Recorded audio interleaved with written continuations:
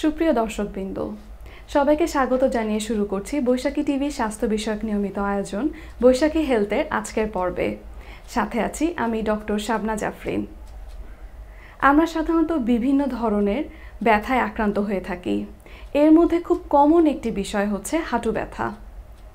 এই বিষয়টি নিয়ে আলোচনা করার জন্য আজকে আমাদের স্টুডিওতে উপস্থিত আছেন প্রফেসর ডক্টর মনিরুল ইসলাম, অধ্যাপক ও বিভাগীয় প্রধান, ফিজিক্যাল মেডিসিন ও রিহ্যাবিলিটেশন বিভাগ, জাতীয় অর্থোপেডিক হাসপাতাল ও পুনর্বাসন প্রতিষ্ঠান, যা পঙ্গু হাসপাতাল নামেও পরিচিত।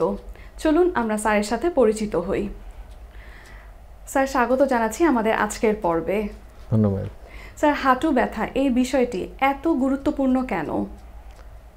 এত গুরুত্বপূর্ণ কারণ যখনই একটা বিষয়ের অনেক বেশি রোগী থাকে তখন এটার গুরুত্ব আমাদের তো চিকিৎসক হিসেবে গুরুত্ব এটার মধ্যে চলেই আসে এবং প্রশ্ন তো জাগবেই যে কেন এত বেশি রোগী।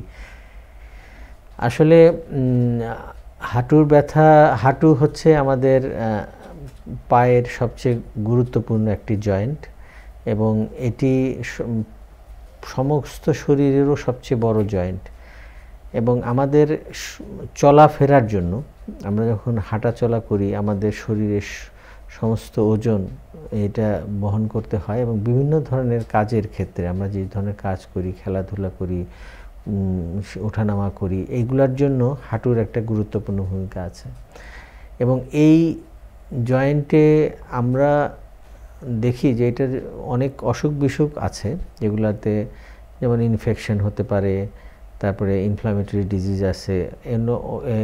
এগুলা ছাড়াও একটা বড় অংশ আছে যারা আঘাত পায় হাঁটুতে, দৌড়ঝাঁপ করতে গেলে, ওঠানামা করতে গেলে বেকায়দায় পড়ে এই হাঁটুতে লিগামেন্ট ইনজুরির সংখ্যা অনেক বেশি। এইসব রোগীরা হাঁটু ব্যথা নিয়ে আসে।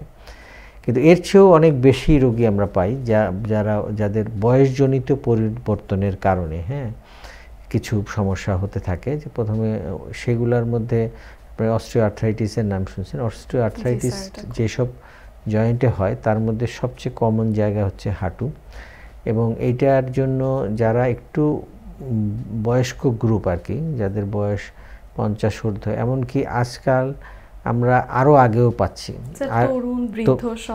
তরুণদের, বৃদ্ধদের রোগ কেন তরুণদের বেশি পাচ্ছি তার কারণ হচ্ছে যে তরুণদের ওজন বেড়ে যাচ্ছে, মানে শরীরের ওজন, কারণ তারা নড়াচড়া কমে যাচ্ছে, খাওয়া দাওয়ার মধ্যে জাঙ্ক ফুড অনেক চলে আসছে, ওজন অনেক বেশি হয়ে যাওয়ার কারণে একদম ইয়াং গ্রুপ থেকে ওইটার যে লোডটা, ওইটার একটা লোড যে আমরা ওয়েট বিয়ারিং জয়েন্টে পড়ে, সেই কারণে দেখা যাচ্ছে যে বয়সের যে পরিবর্তনটা আরও পরে আসার কথা, 50-এর পরে, 60-এর পরে, সেটা হয়তো 40-এর থেকে শুরু হয়ে যাচ্ছে এবং একটা পর্যায়ে যখন তার মেকানিক্যাল পেইনগুলো এমন হয় যে আপনার যেটুকু শক্তি আছে তার থেকে যখন চাপটা বেশি পড়ে সেইটাই মানে তখনই ব্যথাটা হতে থাকে এবং আমরা মনে করি যে এটা শুধু জয়েন্টের ব্যাপার না, মানে জয়েন্টের যে সারফেসটা বা হাড়ের দুই শেষ মাথাগুলির ব্যাপার না, কারণ জয়েন্টটা মাংস থেকে আলাদা কিছু না। মাংসটা হচ্ছে জয়েন্টকে নাড়ায়। জয়েন্টটা যদি হয় একটা গাড়ির চাকা, মাংসটা হলো ইঞ্জিন।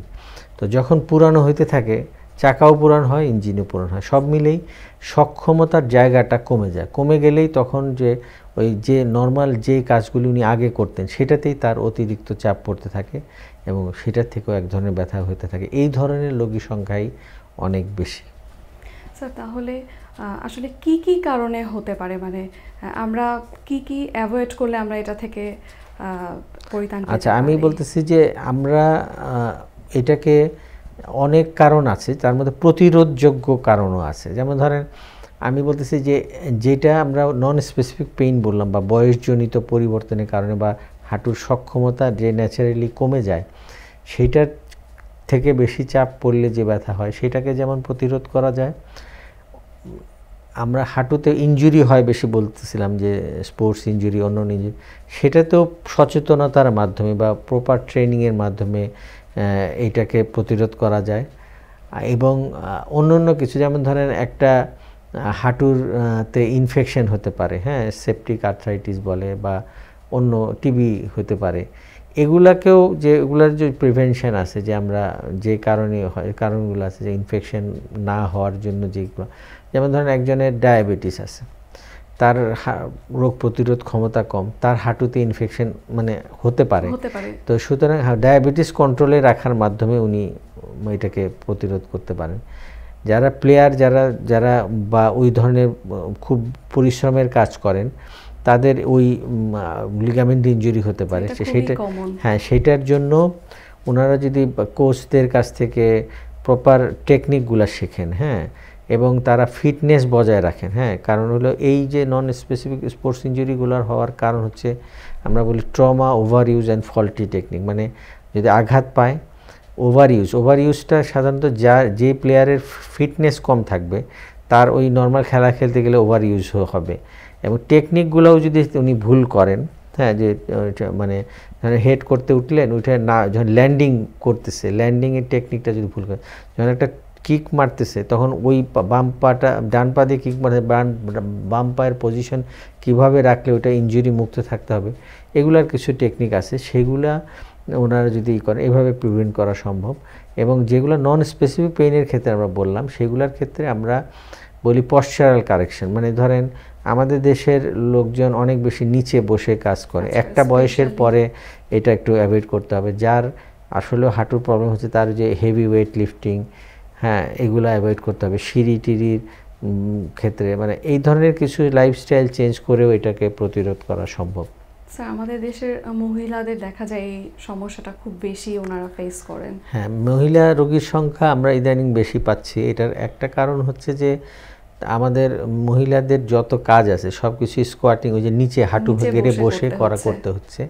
এবং এইটা থেকে আমরা যখন মহিলাদের বলি যে এটা করেন না, তারা বলে যে আমরা উপায় নেই, আমার কাজটা কে করে দিবে, এইসব বলে। কিন্তু এটা আসলে এটার একটা উত্তরও আছে যে আমরা ওনাদের কাজের সেটআপ চেঞ্জ করে দিতে পারি। সেটা মানে যেমন আমরা ওই অ্যাক্টিভিটি মডিফিকেশন বলে, এনভায়রনমেন্টাল মডিফিকেশন। যেমন আমার হয়তো আমি চেয়ার টেবিলের উপরে আমি একটা বটি রেখে রাখ, বা ছুরি দিয়ে উনি কাটলো, ছিলার জিনিস পাওয়া যায়, অনেক ধরনের বিকল্প জিনিস বেড়েছে। নিচে বসে কাপড় না কেচে হয়তো প্লাস্টিকের টেবিল, প্লাস্টিকের টুল নিয়ে কাচলো। যে দাঁড়ায় থাকলে যার অসুবিধা হয় উনি একটু উঁচু চেয়ার বানাই নিতে পারেন, যেখানে বসেও কিছুক্ষণ একটা দাঁড়ানো লাগে না, যদি কাজটা করেও সে এইভাবে। এবং আরেকটা হচ্ছে যে তার সক্ষমতা বাড়ায়, যে কেউ যদি এক্সারসাইজ করে, একটু হাঁটাহাঁটি করে, তার সক্ষমতাটা বাড়ানো সম্ভব। এমনকি বয়স্ক মানুষদেরও, কারণ বলা হয় যে মাসেল হ্যাজ নো এজ, মাংসের কোনো বয়স নেই। যে কোনো বয়সেই মাংসের যোগ কিছু না কিছু আপনি বাড়াতে পারবেন যদি আপনি নিয়মিত ব্যায়াম এবং ঠিকমতো করতে পারেন আর কি। স্যার, আমাদের দর্শকদের উদ্দেশ্যে যদি আপনার কোনো অ্যাডভাইস থাকে যে কিভাবে আসলে তারা প্রতিরোধ করতে পারে, কিংবা আমার কাছে মনে হয় যে যেহেতু এই নন স্পেসিফিক পেইনের সংখ্যা অনেক বেশি, মানে এটা লাইফস্টাইল রিলেটেড, যারা শহরে থাকেন, এমনকি গ্রামের লোকও আজকাল কিন্তু হাঁটে না। আমরা দেখেছি ছোটোবেলায় গ্রামের লোকরা অনেক দীর্ঘ 5-6 মাইল হাঁটে যেত। এখন গাড়ি ঘোড়া হওয়াতে কোনো গ্রামের লোককেই হাঁটতে হয় না। সবার এই যে হাঁটা চলা পরিশ্রম কমে গেছে, এগুলা কিন্তু হাঁটুর ব্যথা একটা বড় কারণ। এখন যারা মধ্য বয়সে আসতেছেন বা যাদের বয়স ইয়াং বয়সেও, সবাই যদি কিছু না কিছু মানে এক্সারসাইজ, মানে হাঁটুর ব্যায়াম এবং হাঁটাহাঁটি, এগুলা হাঁটার অভ্যাসটা থাকলেই অনেকটাই তাদের এই পায়ের সক্ষমতা, পায়ের মাসেলগুলোর সক্ষমতা বেশি থাকে। এবং সেইটার ক্ষেত্রে ওই ইনজুরিগুলো, যে ওভার ইউজ ইনজুরি যেগুলো হচ্ছে বা ওভারলোডেড ইনজুরি, এগুলাকে কমিয়ে আনা অনেকটাই কমিয়ে আনা সম্ভব। ধন্যবাদ স্যার আপনাকে আপনার মূল্যবান সময় থেকে আমাদেরকে সময় দেবার জন্য। আপনাকেও ধন্যবাদ। সুপ্রিয় দর্শক, আমরা আমাদের অনুষ্ঠানে একদম শেষ পর্যায়ে চলে এসেছি। আগামী পর্বে আমরা হাজির হয়ে যাব আপনাদের সামনে নতুন কোনো অতিথির সাথে, নতুন কোনো বিষয় নিয়ে। সে পর্যন্ত ভালো থাকুন, আর অবশ্যই বৈশাখী টিভির সঙ্গেই থাকুন। আল্লাহ হাফেজ।